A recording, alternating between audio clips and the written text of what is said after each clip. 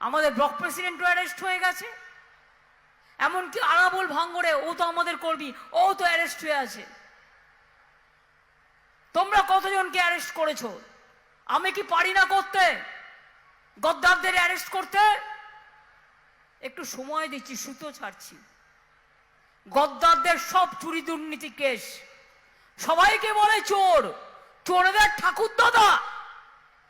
আপনারা জানেন তো, মায়েরা একটা কথা বলে, শূন্য কলসি বড্ড বাজে বেশি। এরা হচ্ছে শূন্য কলসি, কিচ্ছু নেই।